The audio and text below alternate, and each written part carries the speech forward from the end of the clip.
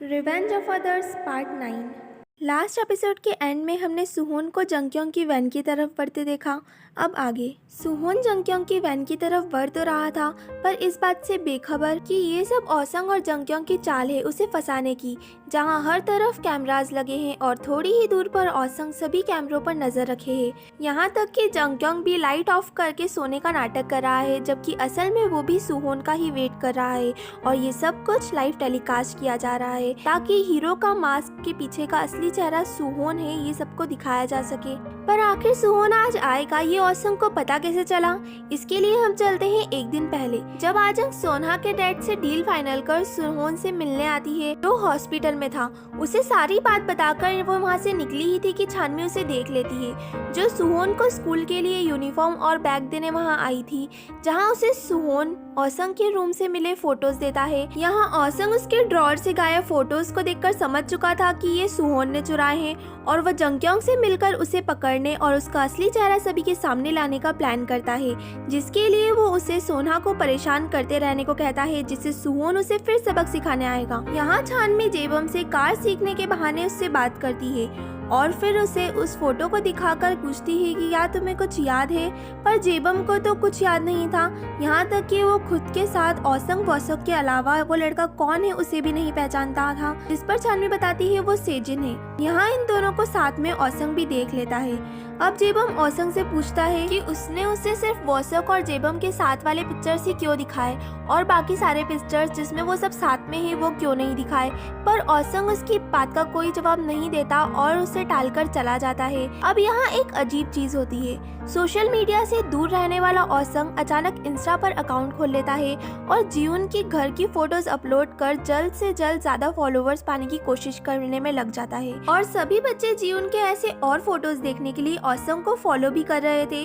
और जब जीवन को इस बारे में पता चलता है कि ओसंग उससे बिना पूछे फोटोज क्लिक कर अपलोड कर रहा है, वो उससे वो सब डिलीट करने को कहती है, जिस पर वो कहता है सिर्फ 2-3 दिन की बात है, उसके बाद सब डिलीट हो जाएगा। जो जीवन और एज एन ऑडियंस हमें भी बड़ा अजीब लगता है कि अगले 2-3 दिन में ऐसा क्या हो जाएगा। नेक्स्ट सीन स्टेशन का दिखाया जाता है, जहाँ मेल डिटेक्टिव ने फीमेल डिटेक्टिव से ऐसी धोखेबाजी करने के लिए माफी मांग ली थी और उसे बताता है उसे उस गैरेज जहाँ मर्डर हुआ था उसके पीछे का एक फुटेज मिला है, जिसके अकॉर्डिंग मर्डर में किन्हीं 2 लोगों का हाथ थे, जो एक फ्रंट डोर से निकला और दूसरा बंदा लगभग 10 से 15 मिनट बाद पीछे की डोर से निकलकर चला गया, पर उसका आइडेंटिफिकेशन भी नामुमकिन है क्योंकि उसने मास्क पहन रखा है। नेक्स्ट सीन में जब छानवी स्कूल से निकलती है तो ओसंग उससे उसका बैग छीनने लगता है।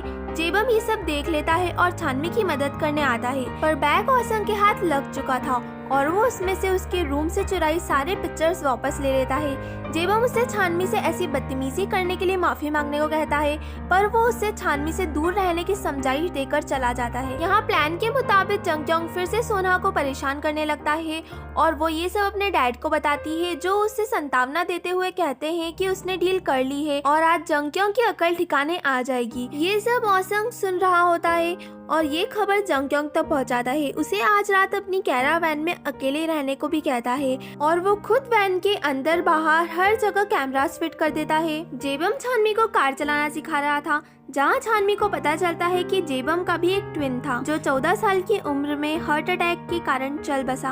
अब रात के वक्त सुहोन जंक्योंग को सबक सिखाने पहुंच जाता है, जहां ओसंग की चाल के तहत वो चील की तरह नजरें गड़ाए बैठा था और वो सुहोन को कैमरास में देख लेता है जो वैन की तरफ बढ़ रहा था और ओसंग बहुत खुश था कि उसका प्लान कामयाब होने जा रहा है और ये सीन यहीं कट हो जाता है। अब हमें हॉस्पिटल का सीन दिखाया जाता है, जहां डॉक्टर सुहोन की मॉम को बचाने में नाकाम रहते हैं और उनकी डेथ हो चुकी है, पर सुहोन के कॉल रिसीव ना करने पर हॉस्पिटल से ये खबर जिम के ऑनर तक पहुंचाई जाती है, जो ज्यादा रात हो जाने की वजह से छानवी को ये सब बताकर उससे सुहोन क्या जिम में ही ये पूछते हैं। सुहोन की मॉम का सुन छानवी को झटका लगता है और सुहोन के ना मिलने पर वो तेसु से कॉल कर सुहोन का पूछती है, पर उसे भी सुहोन के बारे में कुछ नहीं पता था और वो आजंग से पूछती है। आजंग को पता था कि अगर सुहोन कहीं नहीं है तो वो कहाँ हो सकता है और वो तेसु को बताती है सोना से कि डैड से डील करने का। इतने में उन्हें पता चलता है ओसंग ने अपने इंस्टा पर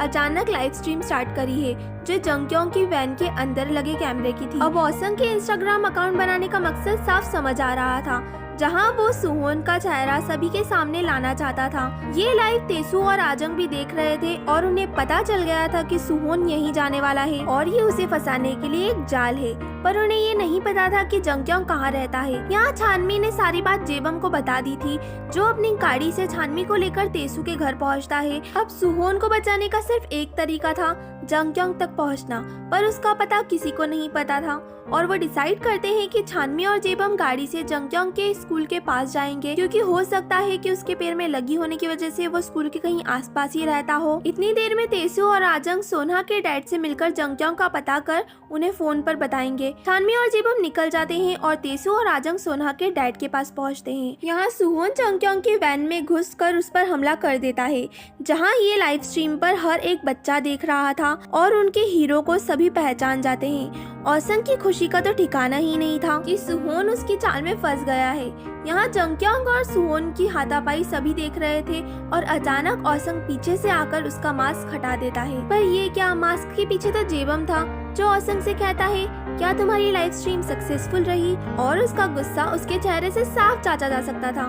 पर सुहोन की जगह जेबम कैसे, ये जानने के लिए हम चलते हैं कुछ मिनटों पहले, जहाँ जेबम और छानमी समय पर रहते सुहोन तक पहुँच चुके थे और उसे पूरा सच बताकर जेबम उसका मास्क पहनकर वैन में गया और सुहोन छानमी के साथ जेबम की कार से जा चुका है और अपनी मॉम का पता चल उसके आंसू तो रुक ही नहीं रहे थे। तभी डिटेक्टिव्स और पुलिस की गाड़ी उनके पास करते हुए निकलती है। जेबम को सुहोन की जगह देख औसंग गुस्से में से पागल हो गया था और वहाँ से निकलता है, जहाँ जैसे ही वो पुलिस की गाड़ी की सायरन की आवाज सुनता है तुरंत अपनी गाड़ी में घुस जाता है, जिसमें जंक्योंग के साथी भी थे और जल्द निकलने को कहता है। पर उनकी गाड़ी को पुलिस की गाड़ियाँ ब्लॉक कर चुकी थी और अब गाड़ी में औसंग को देख डिटेक्टिव उसे फिर इन्वेस्टिगेशन के लिए अरेस्ट कर लेते हैं। यहाँ जेबम और जंक्योंग को भी वैन से अरेस्ट कर लिया जाता है और जेबम से उसके मास्क को एज एन एविडेंस कलेक्ट कर लिया जाता है। अब तीनों का अलग अलग इन्वेस्टिगेशन चल रहा था, जिसमें जेबम जस्टिफिकेशन देता है कि जब उसने पता करा कि लाइव स्ट्रीम में जंक्योंग को दिखाया जा रहा है तो उसकी हीरो बनने की उत्सुकता जाग उठी और उसे लगा कि ये अच्छा मौका है अपने आप को सबके सामने हीरो बताने का। और मास्क को लेकर सवाल पर वो कहता है कि वो उसे रोड पर पड़ा मिल गया था। जंक्योंग से पूछा जाता है कि उसे किसे पता चला कि हीरो आएगा, जिस पर वो कहता है ऑब्वियस है, चारा डालोगे तो मछली तो फंसेगी ना। और चारा कौन था, इस सवाल पर वो कुछ नहीं कहता, जिस पर डिटेक्टिव्स कहते हैं तुमने चारा सोना को बनाया था ना। पर जंक्योंग ये सब मानने से मना कर देता है। अब यहाँ औसंग इन्वेस्टिगेशन में कुछ मानने को तैयार ही नहीं था, पर सारे इल्जाम खुद पर लगता देख वो कहता है उसे जी सुहोन पर शक है। यहाँ सुहोन की मॉम के फ्यूनरल में जेबम, तेसु, आजंग और छानमी भी उसकी हेल्प कर रहे थे, जहाँ डिटेक्टिव्स भी डॉक्टर के साथ आती है। पहले तो सभी को डिटेक्टिव का आना पसंद नहीं आता, पर वो कहती है वो रिस्पेक्ट देने आई है और डॉक्टर और डिटेक्टिव दोनों सुहोन को संतावना देकर चले जाते हैं। अब जब सुहोन की मॉम की एशेस को रखने और रिस्पेक्ट देने सभी आते हैं तो सुहोन बताता है कि वोसो की एशेस भी यही है। फिर सभी उसे भी रिस्पेक्ट देने आते हैं और आजंग कहती है कितना कुछ हो गया पर अभी तक पुलिस वोसो के कातिल का पता नहीं लगा पाई। और सुहोन और छानमी को थोड़ा सस्पिशियस देख तेसु उनसे पूछती है क्या तुम्हें कुछ ऐसा पता है जो हमें नहीं पता हो। तो वो कहते हैं उनकी नजरों में एक सस्पेक्ट है गी औसंग, पर अभी कोई पुख्ता सबूत नहीं है, इसलिए वो ये सब छुपा कर रखने को कहते हैं। अब जब जेबम स्कूल पहुंचता है तो सभी उसे हीरो समझ रहे थे और यहाँ औसंग उससे अकेले में मिलकर उससे ऐसी धोखेबाजी करने की वजह पूछता है, जबकि वो तो हमेशा से जेबम की हेल्प करते आया है। जिस पर जेबम कहता है तुमने मेरी हेल्प नहीं करी, बल्कि मुझे सिर्फ मेरी और वसो की पिक्चर दिखाकर मैनिपुलेट करने की कोशिश करी है कि मेरी उसके साथ रिलेशनशिप थी, जबकि असल में और भी फोटोज थी चारों फ्रेंड की एक साथ। पर औसंग ने वो से क्यों नहीं दिखाई। औसंग कहता है तुमने तुम्हारे सुसाइड करने से पहले अपनी डैड की बिल्डिंग पर हुई कुछ बात याद नहीं है और जिस दिन तुम्हें वो सब याद आ गया तुम मेरा एहसान मानकर मुझसे माफी मांगने जरूर आओगे। नेक्स्ट डे छानमी जेबम से मदद मांगती है औसंग को लेकर और औसंग जेबम से मिलता है फिर से, जहाँ वो उसे ताना मारते हुए कहता है क्या तुम्हें सब याद आ गया। जेबम उससे रिक्वेस्ट करता है सब बताने के लिए। वो कहता है प्लीज मुझे बताओ क्या हुआ था, सिर्फ तुम ही हो जो मुझे सच बता सकते हो। जिस पर औसंग कहता है उस दिन 22 अप्रैल को तुमने बिल्डिंग से खुद सुसाइड करने की कोशिश नहीं करी थी, बल्कि तुम्हें किसी ने धक्का दिया था। जेबम शॉक होकर गिराने वाले का नाम पूछता है और औसंग पार वोसोक का नाम लेता है, जिस पर जेबम जितना शौक था उससे ज्यादा छानमी थी, जो वहीं छुपकर ये सारी बातें रिकॉर्ड कर रही थी और उसने जेबम से औसंग से उस दिन के बारे में ही बात करने को कहा था। जेबम पूछता है तुम्हें ऐसा कैसे पता। वो कहता है उसने खुद वॉसोक का ऐसा करता हुआ देखा था।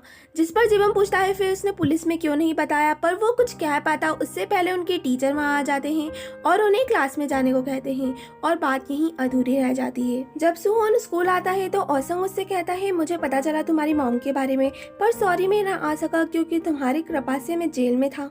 वो उसे इग्नोर करके जाने लगता है, पर औसंग के ये कहने पर कि अब तो तुम्हें जेल में देखने आने वाला कोई नहीं है, सुहोन को गुस्सा आ जाता है और दोनों की लड़ाई छिड़ जाती है। पर औसंग उसे मारता उससे पहले सुहोन खुद ही बेहोश होकर गिर पड़ता है और सभी बच्चे परेशान हो जाते हैं। यहाँ छानमी औसंग के मुंह से अपने भाई का ऐसा सच सुनकर बहुत सदमे में थी। उसे एम्बुलेंस दिखती है और वो सुहोन के लिए आई ये एम्बुलेंस देखकर बहुत घबरा जाती है और उन्हें उस हॉस्पिटल में चले को कहती है जहाँ सुहोन का इलाज चल रहा है क्योंकि उसे ब्रेन ट्यूमर है और सुहोन को ट्यूमर है। ये बात जान के सभी हैरान थे, तेसु और आजंग भी। हॉस्पिटल में डॉक्टर छानमी को कहते हैं चिंता की कोई बात नहीं है, सुहोन को सिर्फ रेस्ट की जरूरत है। यहाँ औसंग से वॉसंग की बात पता चलने पर जेबम बहुत परेशान था और फ्रस्ट्रेटेड भी, और इधर छानमी भी इसे लेकर बहुत काफी परेशान थी। नेक्स्ट सीन में जब सुहोन की आंखें खुलती है तो वो खुद को हॉस्पिटल में पाता है जहाँ उसे डॉक्टर के थ्रू पता चलता है छानमी उसे यहाँ लाई है और ऑलरेडी सुहोन के ब्रेन ट्यूमर के बारे में उसे पता है। जोसन सुहोन बहुत शॉक्ड और कंफ्यूज था। वो छानमी को कॉल करने का भी ट्राई करता है पर छानमी का फोन बंद था। फिर उसे छानमी का एक मैसेज रिसीव होता है, एक वीडियो मैसेज जिसमें वो कहती है मैंने ट्रांसफर सिर्फ अपने भाई के कातिल का पता लगाने के लिए लिया था, पर मेरे भाई ने ही जेबम को मारने की कोशिश करी और वो अब हमेशा के लिए यहाँ से जा रही है और सुहोन को भी वसुक के केस से बाहर निकल खुद की लाइफ जीने की सलाह देती है और थैंक्स पर वीडियो एंड हो जाता है। सुहोन को बहुत बुरा लग रहा था और वो तुरंत ही जिम में दौड़ लगा देता है, पर वहाँ पहुँचने पर ना तो उसे छानमी मिलती है और ना ही छानमी का सामान। यहाँ जेबम को भी छानमी का उसके भाई के कामों के लिए माफी मांगता वीडियो रिसीव होता है। सुहोन सोचता है पर ये सब छानमी को बताया किसने, और उसके दिमाग में सबसे पहले औसंग आता है और वो उसके घर पहुँचता है जहाँ वो जंगक्योंग को देख साइड में छुप जाता है। औसंग जंगक्योंग से मिलने बाहर आया था जहाँ सुहोन औसंग के पैरों में रेड लेसेस वाले शूज देखकर उसे याद आता है सेजिन उसे कातिल सिर्फ इसलिए समझ रहा था क्योंकि उसने शू लेसेस देखी थी कातिल की रेड वाली। जंगक्योंग औसंग को अपने साथ लेकर अपनी कैरावन में आता है और उन दोनों की बहस चलने लगती है सुहोन बच कैसे गया और अब उसका क्या करना है। इतनी देर में डोर नॉक होता है जहाँ सुहोन ही था जो जंगक्योंग को फिर से एक मुक्के में ही बेहोश कर देता है और उसे अंदर घुसता देख औसंग उसकी तरफ चाकू तान देता है। सुहोन पूछता है छानमी को वसुक के बारे में तुमने बताया ना, पर असली कातिल तुम हो, और दोनों की में फाइट स्टार्ट हो जाती है और वो औसंग को धो धोकर लाल पीला कर देता है। वो तो उसे गला दबाकर मार ही डालता पर पुलिस की गाड़ी की सायरन सुनकर वो रुक जाता है। सीन छानमी पर शिफ्ट होता है जो बुसान आ चुकी थी और अब वो सब कुछ गिव अप करने का डिसाइड कर चुकी थी। तभी वो खुद के और अपने भाई की एक साथ फोटो देखती है और पुरानी मेमोरीज को याद करने लगती है, पर जैसे ही वो फोटो की तारीख देखती है 22 अप्रैल, उसे औसंग की बात याद आती है। 22 अप्रैल को जेबम को बिल्डिंग से धक्का दिया गया था, पर 22 अप्रैल को तो उसका भाई उससे मिलने बुसान आया था जिसका प्रूफ ये फोटो है। इसका मतलब जेबम को औसंग ने धक्का नहीं दिया, तो फिर औसंग ने क्यों कहा। और इसी क्वेश्चन के साथ 10th एपिसोड यहीं एंड हो जाता है। आगे की कहानी जानने के लिए स्टे ट्यून्ड, बाय।